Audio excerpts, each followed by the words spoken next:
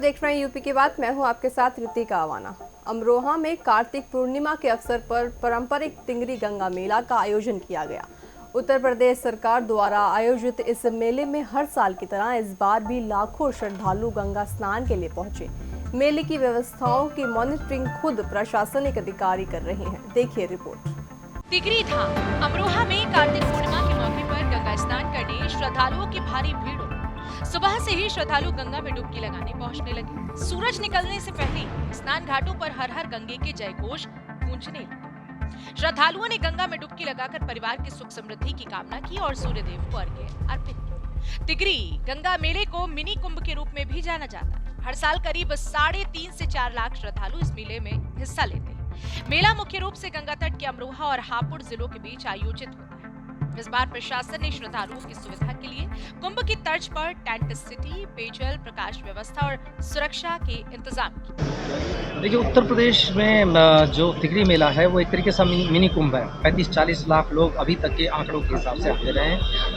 और ये मेला गंगा जी के किनारे लगता है। गंगा जी का किनारा जो हापुड़ की साइड है, जो अमरोहा की साइड है। संयोग से जो गढ़ है जिसका विशेष महत्व है वो हापुड़ की साइड पड़ता है, लेकिन वहाँ पे जगह बहुत कम रह गई है। और जो गंगा जी का बहाव है, जो जिस तरीके से जो दिशा बदली है, उसमें ज़्यादातर मेला, बल्कि यूँ समझिए कि 75 से 90% मेला अमरोहा के जनपद के अंतर्गत लगता है। संयोग से ऐसा है कि अमरोहा के जनपद के अंतर्गत लगने के बावजूद भी बीच में गंगा नदी जी का एक बड़ा सा हिस्सा अमरोहा के अंदर ही रहता है, तो दोनों तरफ मेला लगता है। हमारे लिए एक चुनौती होती है कि दोनों तरफ किस तरीके से मैनेज करें।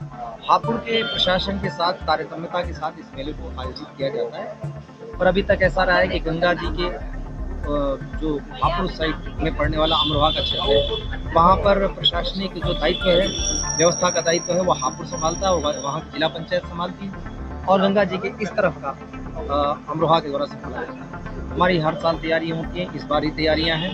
इस बार पहली बार हमने बहुत सारे नए प्रयोग किए हैं। लोगों को अब गंगा मेले में टेंट भी अवेलेबल है, जिसमें वो जाके रह सकते हैं। जिस तरीके से कुंभ में उनको लकड़ी टेंट मिलता है, इस बार लकड़ी टेंट भी दिया हुआ है। और लोगों को आने जाने से लेकर गंगा जी में नहाने तक की किसी तरीके की समस्या न हो, हर तरीके की सुविधा उसके पर्याप्त है।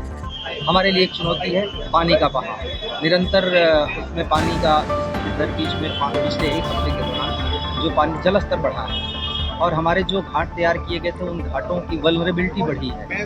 उसके अनुरूप हम लोगों ने वहाँ पे तैयारियाँ की हैं। लोगों के लिए प्रिकॉशन, हमारी सुरक्षात्मक टीम की तैनाती, NDRF, SDRF सबकी तैनाती की है।